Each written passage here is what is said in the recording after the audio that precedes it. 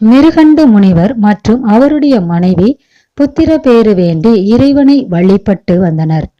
அவர்களின் பக்தியை மெச்சி இறைவன் அவர்கள் முன் தோன்றி 1000 ஆண்டுகள் வாழும் துர்க்குணங்கள் நிறைந்த மகன் வேண்டுமா அல்லது 16 வயது வரை மட்டும் வாழும் தலை சிறந்த மகன் வேண்டுமா என்று கேட்க மிருகண்டு தம்பதியினர் 16 வயது மகனே வேண்டும் என்று வரம் கேட்டனர்.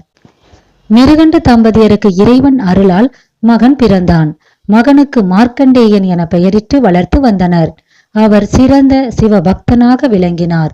அவருக்கு 16 வயது நடக்கும்போது அவரின் பெற்றோர் இறைவன் கூறியபடி அவருக்கு விதிக்கப்பட்ட ஆயுள் 16 வயதுதான் என்பதை மார்க்கண்டேயனிடம் கூறினார்கள். சிவபெருமானே தன்னுடைய ஆயுளை காக்க முடியும் என்று மார்க்கண்டேயன் ஒவ்வொரு சிவஸ்தலமாக தரிசித்து வரும் பொழுது கடைசியாக திருக்கடையூர் என்று அழைக்கப்படும் திருக்கடையூர் வந்து சேர்ந்தார்.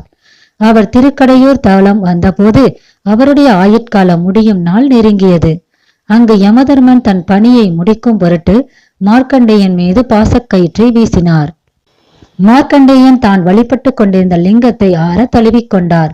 யமதர்மனும் பாசக்கயிற்றை லிங்கத்தையும் சேர்த்து வீசினார். இறைவன் சிவபெருமான் தன்னுடைய பக்தனை காப்பாற்ற லிங்கத்திலிருந்து திரிசூலத்துடன் வெளிப்பட்டு யமதர்மனை சூலாயுதத்தால் அழித்து காலனுக்கு காலனாக கால சம்ஹார மூர்த்தியாக விளங்கினார். பின்பு பூதேவி, பிரம்மா, விஷ்ணு ஆகியோரின் வேண்டுதலுக்கு இணங்கி சிவபெருமான் யமனை உயிர்ப்பித்து அருள் புரிந்தார் என்று தலபுராணம் கூறுகிறது.